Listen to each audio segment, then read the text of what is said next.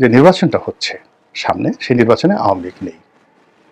এখন আওয়ামী লীগ ছাড়া এই নির্বাচনটি কতটা গ্রহণ হবে, কতটা আদরণীয় হবে, কতটা গ্রহণযোগ্যতা পাবে, কতটা স্বীকৃতি পাবে, সেই বিষয়গুলো মোরালেস ব্যাখ্যা করার দরকার নেই। এটা সারা দুনিয়াতে এটা নিয়ে বিতর্ক হচ্ছে এবং সরকারের বন্ধু নন, আবার শত্রুও নন।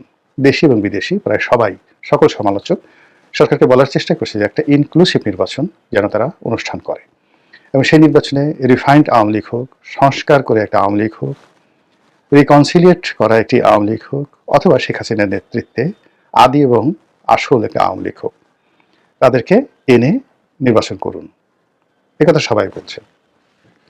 আর তারা সেই কাজই করছেন যে কাজ আওয়ামী লীগ করেছে, যে কাজ বিএনপি করেছে, যে কাজ এরশাদ করেছে, যে কাজ জিয়াউর রহমান সাহেব করেছেন এবং স্বয়ং বঙ্গবন্ধু যে কাজগুলো করেছেন। বঙ্গবন্ধুর সবাই বঙ্গবন্ধুকে বুঝিয়েছিল যে ৭৩ সালে যে নির্বাচন হলো, ৪-৫টি সিটে যে র্যাগিং হলো, এটা দরকার ছিল না। সিরাজ শিখদেরকে মেরে ফেলার কোনো প্রয়োজন ছিল না, সবাই কিন্তু তাকে বুঝিয়েছে।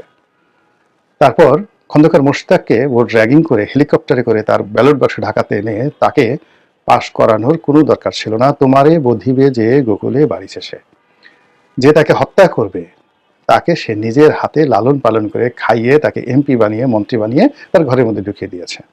এই হলো নিয়তি। শেখ হাসিনার যে পতন খুঁজে দেখেন যে কয়টি লোকের কারণে তার পতন ঘটেছে। প্রত্যেকটা লোককে তিনি বিশ্বাস করেছেন, প্রত্যেকটা লোকের প্রতি তিনি আল্লাহকে বাদ দিয়ে সেই লোকগুলোর প্রতি আস্থা স্থাপন করেছেন এবং সেই লোকগুলোর কারণে আশেপাশে কোনো মানুষ তার ধারে কাছে যেতে পারেনি।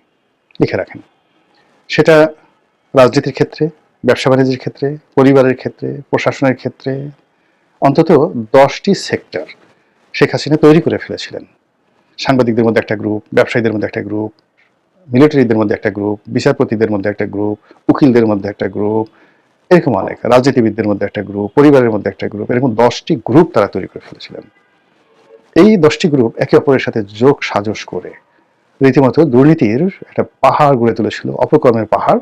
তারা শেখ হাসিনাটা খেতেন, শেখ হাসিনাটা পড়তেন, আর অবসর সময় শেখ হাসিনা সর্বনাশের কথা চিন্তা করতেন, কি করে তাকে মারা যায়, কি করে তাকে তাড়ানো যায়, আর কি করে তাকে রোগাক্রান্ত করা যায়। একই ঘটনা 1/11-এর সময় তারেক জিয়া এবং খালেদা জিয়ার জন্য ঘটেছে।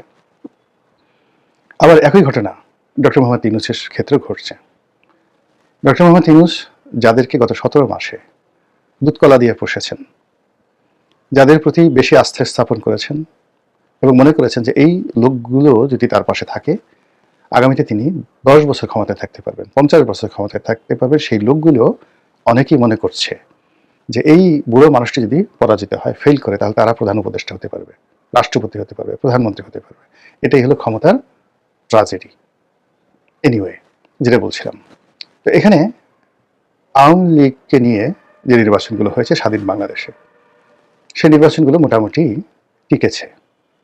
কিন্তু যে নির্বাচনগুলো আওয়ামী লীগকে ছাড়া হয়েছে, আওয়ামী লীগ অংশগ্রহণ করেনি, সেই নির্বাচনগুলো কিন্তু টিকেনি। আওয়ামী লীগ একটা নির্বাচনমুখী দল, তারা যে কোনো বিরূপ পরিস্থিতিতে তারা নির্বাচনে অংশগ্রহণ করেছে। বঙ্গবন্ধুর হত্যাকাণ্ডের পর যখন সংসদ নির্বাচন হলো প্রেসিডেন্ট জিয়ার জমানাতে, তারপর রাষ্ট্রপতি নির্বাচন হলো প্রেসিডেন্ট জিয়ার জমানাতে এবং প্রেসিডেন্ট জিয়াউর রহমান সাহেবের হত্যাকাণ্ডের পরে সত্তার সাহেবের সাথে যে নির্বাচন আওয়ামী লীগ করলো, সেই আওয়ামী লীগ প্রেসিডেন্সিয়াল নির্বাচন বলেন, সংসদ নির্বাচন বলেন, আওয়ামী লীগের করার কথা না, কিন্তু আওয়ামী লীগ করেছে, সংসদে গেছে, কথা বলেছে। ৮৬ সনে আওয়ামী লীগ নির্বাচনে এসেছে, ফলে ৮৬ থেকে ৮৮ এই 2টি বছর এরশাদ ছিল, সংসদ থেকে চলে গেছে, এরশাদ আবার নতুন নির্বাচন দিয়েছে। এরপর ৮৮ সনে এসে আবার একটি আওয়ামী লীগ বিহীন নির্বাচন করার চেষ্টা করেছে। তারপরে বাংলাদেশে পুরো গণতান্ত্রিক বিধি ব্যবস্থা ধসে পড়েছে এবং এরশাদের রাজনীতির কবর রচনা হয়েছে। সেখানে আসম আব্দুর রব প্রায় ১০০-১৫০ গৃহপালিত বিরোধী দল নিয়ে একটা সার্কাস তৈরি করেছিল প্রথম বাংলাদেশে, এবং সেই সার্কাসের ফলে রাজনীতির যে ব্যাড কালচার তৈরি হয়েছে, সেই ব্যাড কালচারের দায় এরশাদকে জীবন দিয়া তাকে পরিশোধ করতে হয়েছে। এই গেল এটা। এরপরে 15ই ফেব্রুয়ারি নির্বাচন, 15ই ফেব্রুয়ারি নির্বাচনে আওয়ামী লীগ অংশগ্রহণ করেনি, টিকেনি।